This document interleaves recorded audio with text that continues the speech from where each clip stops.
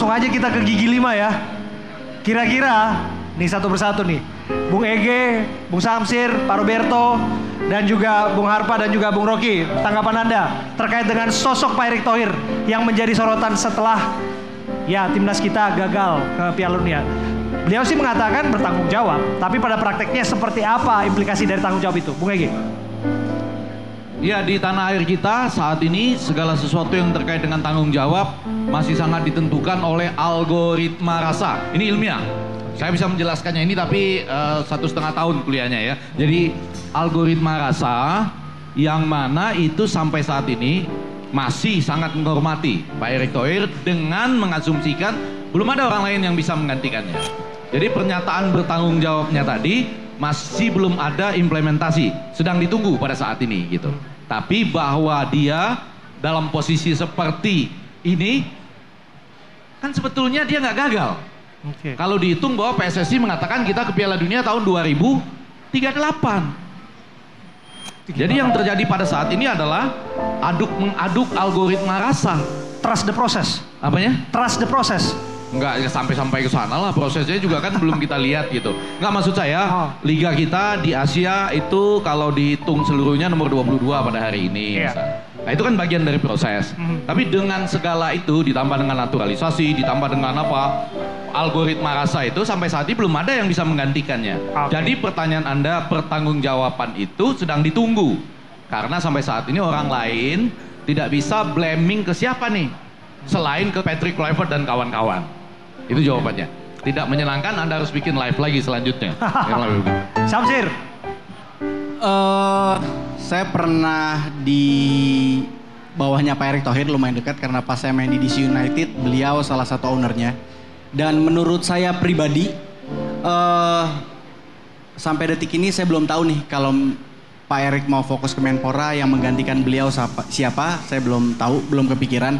Karena saya sering bilang ketika pertandingan di GBK sebelum-sebelumnya, misalnya pertandingan main jam 7 malam, itu paling baru rame jam 5. Jam 5 sore baru rame. Sekarang main jam 7, dari jam 2 tuh udah rame. Euforianya banyak, ada dari sponsor, ada games, ada legend-legend diundang, ada musik-musik, itu sangat menghidupkan gairah sepak bola, menurut saya itu bagus sekali. Tapi dari semuanya menurut saya kalau boleh berpendapat buat Pak Erick yang saya hormati, grassroots-nya tolong diperhatikan juga Pak, gitu. Jangan cuma euforia tim nasionalnya aja gitu, karena mungkin yang tidak terlalu tahu sepak bola mungkin melihat sepak bola Indonesia baik-baik aja mungkin, karena kan timnas kita hampir lolos Piala Dunia. Tapi karena saya sekarang juga ngelatih, ya Kakak Rocky juga ngelatih, grassroots-nya agak keteteran, karena grassroots itu kan ya masa depan kita kan di anak-anak nih sekarang gitu. Sama satu lagi ya keputusan yang tadi Bung Harpa bilang, keputusan fatal itu sih. Karena walaupun target kita misalnya Piala Dunia 2038 atau apa, tapi kan kemarin itu kita hampir gitu loh. Kenapa membuat keputusan yang sangat begitu besar, itu aja sih. Iya, Pak Roberto. Kalau saya dan saya kira beberapa teman pengamat sepak bola yang lain, kita harus akui bahwa Pak Erick Thohir adalah seorang sportsman yang hebat. Tadi Samsir juga mengamini. Ya, beliau juga seorang pemimpin yang barangkali menguasai bidangnya. Nah, tapi seorang pemimpin yang baik itu juga harus tahu batasannya. Pada saat harus mengambil keputusan apa, terutama yang sifatnya teknikal, itu ada orang yang lain yang bisa memberikan pertimbangan-pertimbangan yang lebih rasional, lebih objektif, lebih empirik. Saya kutip aja satu dari Prof. Ege. Beliau pernah menjadi pemilik Inter Milan. Dan ketika itu Inter Milan mengkontrak Frank de Boer, kalau nggak salah, menjadi pelatih. Dan prestasi Inter Milan ketika itu akibatnya nyebur, gitu.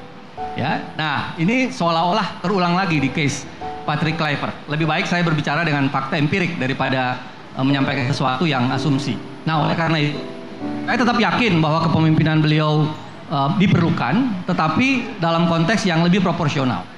Ketika harus sampai kepada hal-hal yang teknikal, berikanlah kepada orang-orang dengan pertimbangan-pertimbangan yang rasional, objektif untuk kebaikan kita semua ke depan. Gitu. Luar biasa. Tepuk tangan untuk Pak Roberto. Bung Harpa, apakah Anda melihat komando PSSI masih akan tetap di Pak Erick Thohir? Ya, pertama kalau kita juga mau jujur, dalam mungkin 2-3 tahun terakhir ya, sepak bola kita itu banyak berubah karena peran beliau. Kita harus akui, dari segi keuangan memang kelihatannya beliau sangat handal. Lalu dalam melihat peluang juga, bagaimana tim nasional kita tadi sudah disinggung sama Bang Samsir juga, main jam 8, bahkan dari pagi juga udah datang Bang, dari Solo, dari Surabaya itu mereka udah ada yang pasar Senen, mereka muter-muter dulu. Jadi semua ada. Cuman ya ada satu keputusan yang sangat luar biasa, blunder yang dilakukan. Kemarin kita sudah menggaungkan pecat Patrick Kluivert, bukan karena kita benci. Karena Patrick Kluivert itu juga mewarnai era sepak bola kita 90-an. Kita menghormati dia, tapi tidak sebagai profesional, kita tidak menerima dia lagi gitu kan. Dan itu kan seperti bola panas waktu itu. Tapi agak lama menurut saya kalau saya jadi dia, hari Minggu siang saya udah pecat Patrick Kluivert. Karena itu bola panas. Yang untungnya nggak sempat membakar federasi, sempat dibuang. Tapi kan belum ada bola lagi nih yang harus diambil. Menentukan pelatih secepat mungkin, setepat mungkin. Karena itu akan membuat masyarakat terjawab kepenasarannya. Rocky, mengenai sosok, mengenai figur Erick Thohir di komando PSSI. Sebelum saya jawab, boleh saya balik tanya? Silakan, Bung Rocky. Kalau menurut Bung sendiri bagaimana Pak Erick kerjanya? Ini paling enak sebetulnya, host itu bertanya bukan menjawab sebetulnya. Dia penyerang Pak, dia penyerang Pak. Dia penyerang Pak. Counter attack ya. Kalau melihat perkembangan sepak bola ada, layaknya yang disebutkan oleh Bung Harpa tadi, memang nggak ada yang sempurna ya menurut saya. Tapi pertanyaannya adalah saat ini, apakah kemudian Pak Erick Thohir masih fit dalam posisinya ketika dia mengemban jabatan sebagai seorang Menpora dan juga sebagai komando PSSI? Itu satu. Terus yang kedua, bagaimana bentuk pertanggungjawaban konkretnya terhadap kegagalan Indonesia masuk Piala Dunia 2026? Itu yang harusnya dijawab. Very clear statement dan bold, jelas statementnya itu. Kalau saya, tadi kan sudah dibilang, kita bukan ini kan, berarti kan Pak Erick nggak gagal. Artinya menurut saya, selama Pak Erick pegang, atmosfer itu berubah. Banyak sekali progres, banyak sekali perkembangan yang kita hadapin. Dari semua aspek dia perhatikan, termasuk saya mantan pemain, dia perhatikan semua, mereka punya yayasan asuransi segala macam, ya itu banyak yang terjadi. Itu yang selama ketua-ketua umum sebelumnya itu tidak pernah didapat. Sebenarnya yang jadi hal yang tidak luar biasa itu orang-orang yang di sekitar Pak Erick. Orang-orang yang sudah duduk sebelum Pak Erick duduk di situ masih tetap di situ. Setuju. Apa yang mereka kerja, gitu.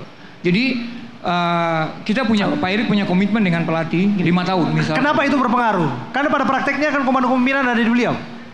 Itu sangat pengaruh. Artinya sekarang kita berenam. Pada saat Bung punya keputusan, belum tentu saya setuju. Yang sana setuju. Tapi dengan upaya setengah mati saya akan bikin bagaimana Bung punya pikiran itu akan terganggu. Dan itu akan membuat keputusan-keputusan itu jadi miring. Sekarang dengan berhasilnya Pak Erick bikin brand image untuk timnas naik, apa itu akan berdampak ke klub yang dimana sekarang setiap klub harus mempunyai 10 pemain asing, 7 bermain, 3 pemain lokal. Apa akan dampaknya ke sana? Kalau begitu kenapa tidak bikin aja federasi nasional, federasi internasional? Artinya kita punya talenta banyak. Saya juga lihat kemarin waktu saya ikut kongres itu dari federasi sendiri kasih dana untuk asprop. Yang saya lihat itu Pak Erick jalan sendiri, di asprop tidak jalan. Di asprop tidak ada pembinaan yang merata. Artinya kita punya pembinaan usia dini itu tidak jalan. Program-program dari atas itu tidak jalan. Kenapa yang tadi saya bilang tidak jalan? Yang terjadi itu yang saya bilang tadi, untuk masuk EPA saja orang mesti bayar 15 juta. Dan sekarang yang buat saya sangat menarik itu, yang sepak bola sekarang itu sepak bola Indonesia, sepak bola di Indonesia itu sepak bola orang tua mampu, bukan sepak bola anak mampu.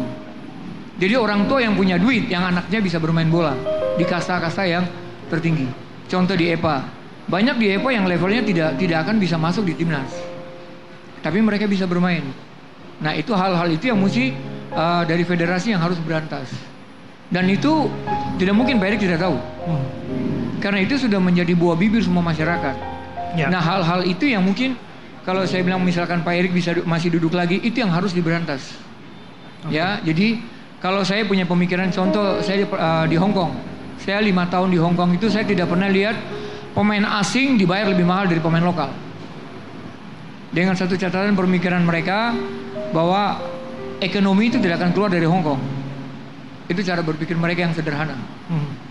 Jadi saya pemain asing, saya pemain Indonesia saja masih lebih mahal dari pemain Afrika yang ada di Hong Kong. Dan pemain semahal-mahal saya masih lebih murah dari pemain Hong Kong. Pemain Hong Kong itu difasilitasi semua. Dia punya sponsor, dia punya endorse, dia punya semua. Jadi mereka cuma modal badan untuk hidup selama mereka jadi pemain bola. Jadi artinya pengaturan sekolah untuk mereka tidak ada. Karena memang mereka punya kesejahteraan sudah ada. Nah begitu juga yang terjadi di Cina. Di Cina itu mereka tidak akan kasih pemain yang potensi untuk keluar dari Cina. Negara akan biayai pemain potensi itu sampai dia jadi. Mereka akan dibentuk sampai jadi. Nah itu juga contoh di kita memang sudah banyak. Nah yang saya cuma mau tanggapin lagi tadi, siapa nih sosok pelatih? Sebenarnya bukan buat saya, misalkan pertanyaan itu bukan siapapun pelatihnya. Tapi yang saya mau tanya, masih sabar nggak? Artinya dengan komitmen kita bikin 5 tahun, sabar nggak? Artinya proses itu tidak bisa cuma 1 tahun. Sekarang dengan pelatih baru, dengan pemain yang ada nih, apa garansi 1 tahun pemain semua yang tadi disebutin, pelatih yang tadi disebutin bisa mengerti dalam 1 tahun setiap karakter pemain itu untuk membentuk pemain itu jadi? Tidak mungkin. Nah itu yang saya bilang, dengan proses itu semoga Pak Erik kupingnya tidak tipis. Artinya mendengar gosip sana, gosip sini, yang contoh yang kita selama ini tahu bahwa Sintayong dipecat karena ruang ganti. Ternyata ruang ganti itu kan tidak ada. Itu kan cuma kuping tipis. Jadi artinya dengan era baru ini pelatih siapapun pelatihnya, saya pikir Pak Erik yang harus lebih bisa mengambil sikap. Apapun masukan yang dia dapat, apapun informasi yang dia dapat, bukan cuma lihat hasil, tapi lihat target yang kita capai. Kita mau kemana? Apa yang mau kita bikin? Jadi dengan proses itu pembangunan itu tidak mungkin dari 1 tahun. Jadi butuh sabar apa enggak? Gitu. Luar biasa, tangan untuk Bung Rocky Putirai. Nih para penonton yang hadir di sini juga luar biasa ya. Kita juga mau memberikan sesuatu buat mereka Pak Direktur, Pak Roberto, boleh ya? Kita kasih kuis ya. Dan dari LRT Jakarta juga sudah menyiapkan sesuatu bagi para penonton yang barangkali boleh menjawab kuis yang kita tanyakan. Ini kaitannya dengan narasumber yang ada di sini. Pertanyaan sih sederhana. Harusnya kalau mengikuti karirnya Bung Rocky Putirai, ya mungkin bisa mendapatkan hadiahnya. Pertanyaannya, Bung Rocky Putirai adalah mantan pemain timnas dan pernah meraih medali emas SEA Games tahun berapa? Ada yang bisa jawab? Oke. Silakan. Dengan siapa Mas? Sebelumnya saya Ramadan Ainur. Oke. Untuk menjawab Bung Rocky Putirai itu SEA Games 91. Luar biasa. Betul, tepuk tangan. Oke, kita berikan nanti souvenirnya. Oke, pertanyaan berikutnya, Bung Samsir Alap pernah bergabung dan menimba karir di klub Belgia. Ada yang masih ingat klub itu? Bung Astina, oke. Si abang di belakang dengan siapa bang? Dengan Budi. Dengan Mas Budi? Iya. Ya. CSVC kalau nggak salah VC. Luar biasa, tepuk tangan untuk Mas Budi. Oke, mungkin Bung Ege mau kasih pertanyaan. Kita masih punya 3 souvenir lagi. Mungkin bayangan saya supaya kita tidak terlalu terlalu membenci Patrick Kluivert. Jangan terlalu membenci juga, ya kan? Biasa aja. Dia berhasil memenangkan Piala Champion ya bersama dengan Ajax ya. Itu pada tahun berapa? Nah, ya kan? Ayo. Boleh ikutan nggak? Ini kalau terpaksa, kalau nggak ada boleh ikutan. Saya lemparkan buat buka apa? Ayo dong. Ya.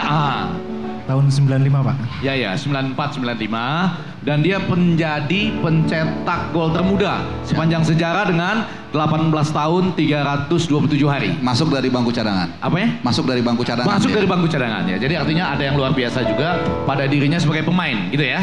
Oke. Luar biasa. Oke, Pak Roberto barangkali ada pertanyaan yang diutarakan, Pak. Mungkin kaitan dengan timnas, Pak, yang sederhana atau apapun itu tentang pelatih dan lain sebagainya. Baik, karena tadi juga membicarakan tentang Sintayong dan ini ada penggemar Sintayong di sini. Setelah tidak lagi menangani tim nasional Indonesia, Sintayong kembali ke Korea dan menangani klub apa di Liga Korea? Dengan siapa, Mas? Dengan Dioba. Oke, jawabannya? Dengan klub Ulsan ya Pak, di Korea. Betul Pak, luar biasa. Benar-benar pecinta timnas yang ada di sini. Oke, pertanyaan terakhir ya. Ini pertanyaan terakhir kalau tadi soal timnas kita kan di LRT Jakarta ya. Ini pertanyaan sederhana nih. Ini tentang LRT Jakarta aja boleh ya Pak ya? Oke, kita sekarang duduk di stasiun Velodrome. Dan stasiun akhir di ujung dari stasiun Velodrome adalah stasiun apa? Ini sederhana banget pertanyaan. Oke, Bapak yang pakai Pegangsaan 2. Pegangsaan 2, betul Pak? Tepuk tangan dulu untuk Mas yang pakai topi. Luar biasa. Terima kasih Pak Roberto, terima kasih Bung Samsir Alam, terima kasih Prof. Ege, Bung Rocky, Bung Harpa, dan terima kasih seluruh pemirsa yang hadir di sini, hadirin dan juga pemirsa yang menyaksikan melalui kanal YouTube Nusantara TV. Dan sekali lagi bicara soal timnas, kita sudah menemukan jawaban ataupun tidak mengenai arah timnas, tapi yang jelas kita meyakini betul. Saya mengutip apa yang disampaikan oleh Bung Rocky tadi. Tidak ada yang mustahil bagi orang percaya. Arah timnas akan menemukan jawaban pada waktunya. Tapi tetap percaya Indonesia bisa masuk Piala Dunia. Tepuk tangan untuk kita semua. Saya Abraham Silaban. Ini dia Bung Trias. Manusia kuat untuk kita, jiwa-jiwa yang kuat untuk kita. Manusia kuat untuk kita, jiwa-jiwa yang kuat untuk kita. Kau bisa merebut senyummu tanpa perlu waktu dan lama. Kau bisa patahkan kakiku, tapi tidak mimpi-mimpiku. Kau bisa melumpuhkan kanganku, tapi tidak mimpi-mimpiku. Kau bisa merebut senyummu, tapi sungguh kau tak akan lama. Kau bisa merobek hatiku, tapi aku tahu obatnya. Manusia kuat untuk kita, jiwa-jiwa yang kuat untuk kita. Manusia kuat untuk kita, jiwa-jiwa yang kuat untuk kita. Manusia kuat untuk kita, jiwa-jiwa yang kuat untuk kita. Manusia kuat untuk kita, jiwa-jiwa yang kuat untuk kita.